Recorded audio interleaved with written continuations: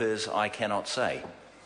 I thank the Minister for that. Question number 12, Grant Robertson. Thank you, Mr Speaker. My question is to the Prime Minister. Does he stand by his statement on 24 September 2012 in relation to the work of the GCSB, quote, "I think you can take confidence in the fact that, to the best of my knowledge, I've never been informed or ever had reason to believe there's ever been an error before"? Right Honourable Prime Minister. Mr Speaker, yes. Supplementary question, Grant Robertson. Why did he not mention at his media conference on September 24th that there were unresolved issues about possible spying, as he was told in July 2012 by Ian Fletcher, the Director of the GCSB? Right Honourable Prime Minister. Mr Speaker, the context of the statement I made was in the context of illegal spying. It was correct then and it remains correct now. Supplementary question, Grant Robertson. Did he say to the Director of the GCSB, Ian Fletcher, in July 2012 that he regarded the possibility of unlawful spying as a serious situation and that it needed to be resolved, as he said on Radio New Zealand this week? Right Honourable Prime Minister. Mr Speaker, as I've said before, in July when the matter was raised with me by Ian Fletcher, I did say to him it was a very serious matter and that he needed to get a resolution to that issue. I would make the point that at no point did the Inspector General actually raise the issue with me, neither did he suggest to the agencies they should cease operations.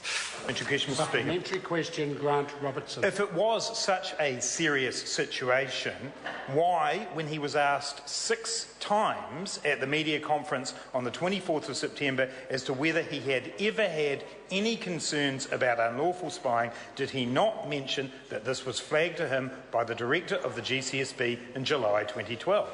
Right Honourable Prime Minister. Mr Speaker, for the reason I gave, that was the press conference was in relation to illegal spying.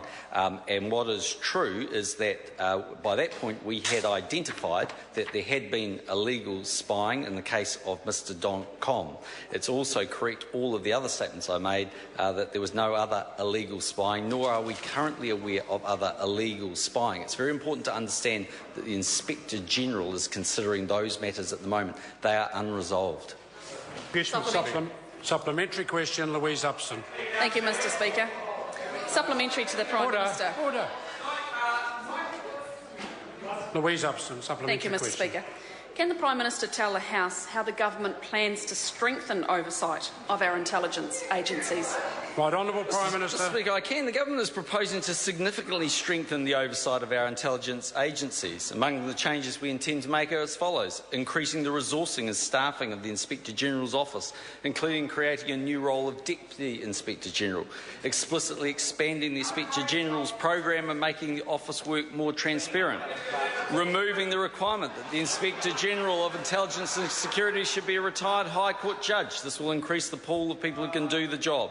Mr Speaker, making the Inspector General's office more proactive by increasing the requirements of the office and moving it a step forward from the existing review-focused work program. These are all important changes which we need to make as we move towards rebuilding public confidence in GCSB. I would have thought they would be worth supporting by the Labor Party. Supplementary question, Grant Robertson. How is it, as he has said, a prudent course of action to ignore what was said to be a serious situation of New Zealanders potentially being illegally spied upon and do nothing about that and fail to mention it when asked direct questions? Right Honourable Prime Speaker, Minister. the member's incorrect. For a start off, these activities had been undertaken for a very long period of time.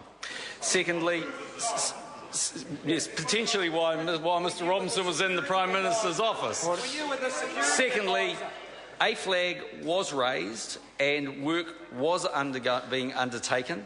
I made it clear to the Director that he needed to keep me informed of that. But I go back to this fundamental point. At no point did the Inspector General, the person who was doing the thinking in this area, raise the issue with me. Neither did he suggest to the agencies they should cease operations. Supplementary question, Louise Upson. Thank you, Mr Speaker. Can the Prime Minister outline for the House why other agencies like the Police, NZSIS and the NZDF need assistance from the GCSB? Right Honourable Prime Minister. Speaker, I can. The GCSB has unique skills and capabilities which the other agencies don't have. Speaker, they need to access these high-quality skills and capabilities for a variety of reasons, all of which are vital. At this time, assistance to the police and the NZSIS in relation to New Zealanders remain halted. Some assistance to other agencies has resumed, but only where the Crown Law has advised it's lawful to do so. This includes assistance to the NZDF. GCSB support may contribute to non-combative evacuation operations, humanitarian aid and disaster relief, and monitoring of illegal activities throughout New Zealand's search and rescue areas. These activities are an important example of the role that GCSB plays. I would have thought these would be the sorts of things that Labor would be interested in voting for. Supplementary question, Grant Robertson. Why did he not tell the truth in September about what he knew about potentially unlawful spying after he was told that in July? Order. The way that question's been framed has clearly led to disorder. Would the member just rephrase the question without reference to another minister telling the truth? Supplementary question, Mr. Speaker. Order. Supplementary question, Grant Robertson. Can he understand why New Zealanders do not believe him on the GCSB saga when he did not tell the truth to them in September 2012? Honourable Prime Minister.